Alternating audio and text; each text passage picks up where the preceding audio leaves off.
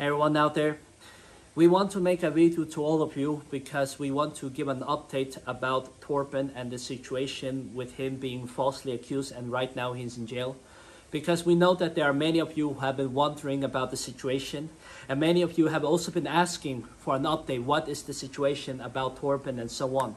And this is what this is a video about, where we want to give you an update from Torben himself, where I have a text where it was written down with Torben's word, where he wants to share to all of you. He wants to share his heart to all of you out there. What is the situation? Before I will read this text out loud, I also just want to encourage you that this is the second update from Torben himself. The very first update from Torben was posted on his official Facebook page, where you can go and write Torben Sondergaard.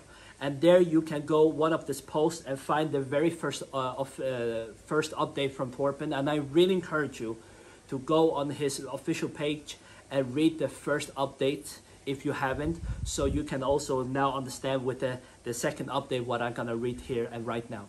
So let's go to it. And this text was written on the 6th of July, and that is 2 days ago.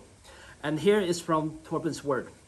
And Torben says here, I want to start by saying thank you so much to all of you who are praying for me out there and for your support.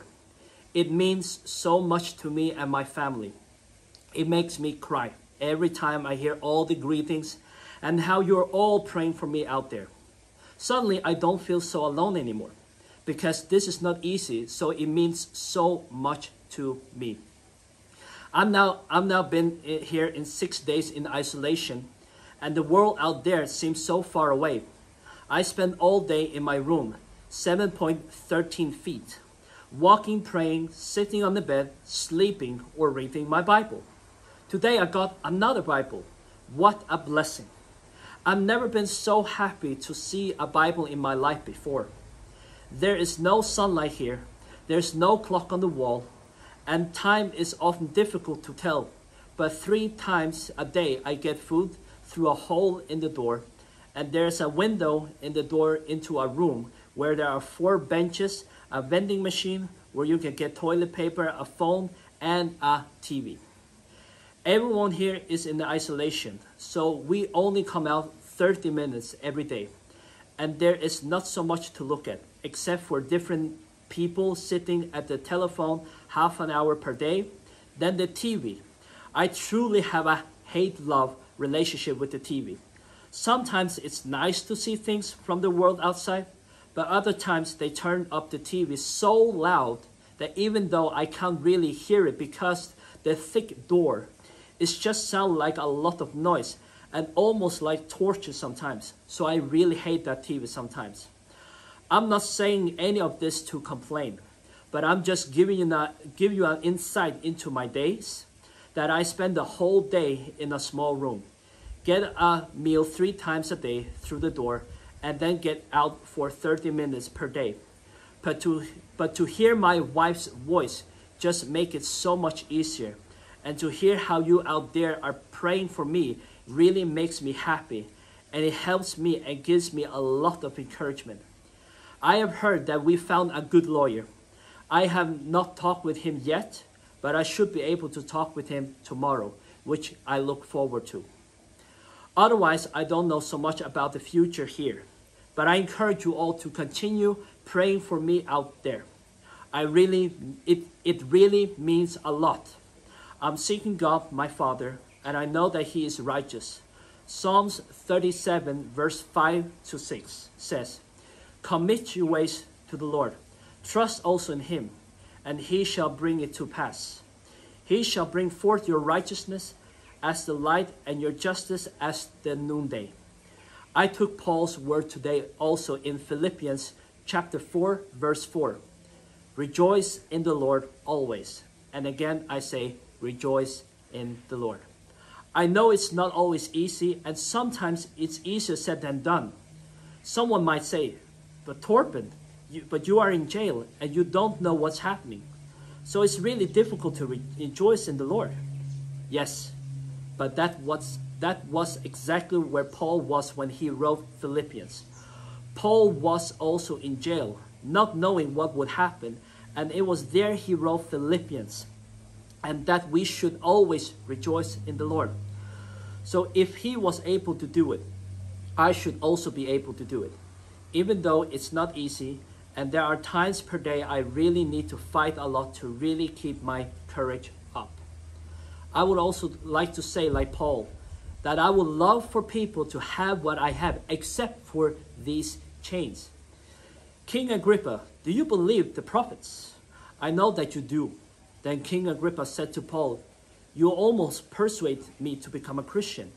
And Paul said, I would to God that not only you, but also all who hear me today might become both, almost and altogether such as I am, except for these chains. When he had said these things, then the king stood up, as well as the governor and Bernice, and those who sat with him. And when they had gone aside, they talked among themselves, saying this man is doing nothing deserving of death or chain. And this was in Acts chapter 26, verse 27 to 31. God, he is real. Jesus is alive, and the Holy Spirit is the same today. My heart and prayer is that the church out there will experience this amazing life as a disciple of Christ. The life me and many of my friends are living, where we are led by the Holy Spirit, healing the sick, casting out demons, going in and seeing a whole household coming to Christ. Yes, there are many beautiful testimonies of what God has done these last few months and last years. And this is just part of being a disciple of Christ. If we go and read about the early church and how the early disciples lived, it really was a Holy Spirit-filled life with healing, miracles, signs and wonders, where they saw the whole house coming to faith. But it was also a life where they were being persecuted and put wrongfully in jail. So this is all real. And I would like everyone to have what I have experienced, except for these chains, as Paul was saying in Acts chapter 26. Jesus has promised us persecution.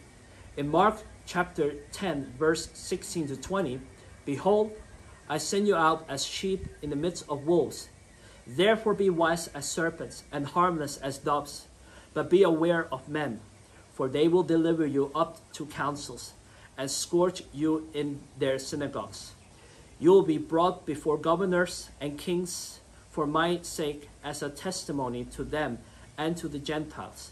But when they deliver you up, do not worry about how or what you should speak, for it will be given to you in that hour what you should speak. For it is not you who speak, but the Spirit of your Father who speaks in you. Matthew chapter 10, verse 16 to 20.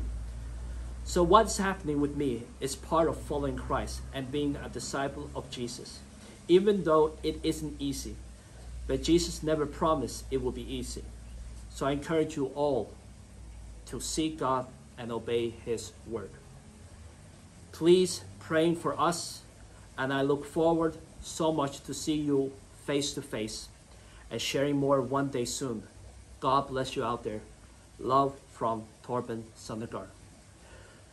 So this is what Torben, his own word, what he says to where he wants to speak to all of you, to give you all of you these updates. As I said, this text was written 2 days ago, 6th of July.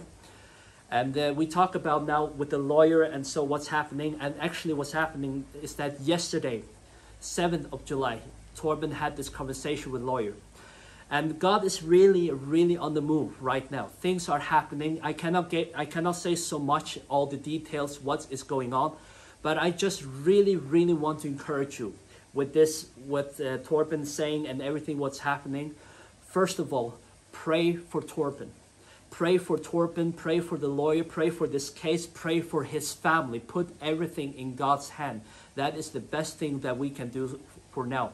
Because prayer is a powerful thing, and we know that, and we just trust the Lord that He is really moving, and we already see it. But also, I also want to personally to encourage you. Because now, for example, we read that Torben, he brought up the letters of Philippians, where Paul wrote this letter. And there he mentioned different things as while he was in jail, to rejoice in the Lord always. And I also want to encourage you, because many people seems to be sometimes worried about Torben, and I understand, because we love Torben, we truly love him, and we want to see this coming to a breakthrough where he comes out of the jail. But at the same time, as what Torben mentioned here, that he learns right now to be in jail, to rejoice in the Lord, us who are not in jail, let us also rejoice in the Lord always. Let us rejoice in the Lord together with Torben. Means to trust in the Lord in all of it, what's happening right now. Our good friend Lena Sondergaard, who is Torben's wife, she often say these words. This is often the words where she said again and again, and that is this: God is in control.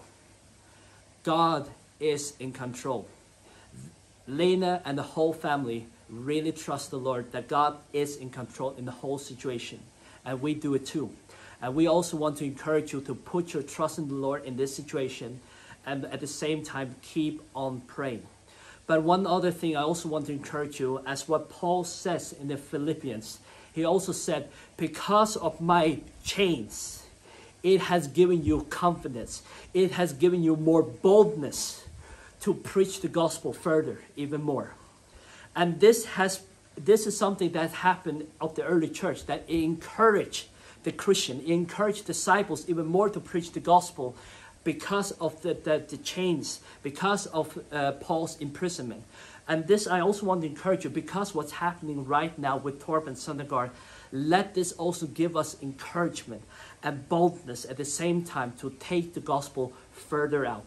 So all of you, God bless you, and I really hope that this encourages you. Bye-bye.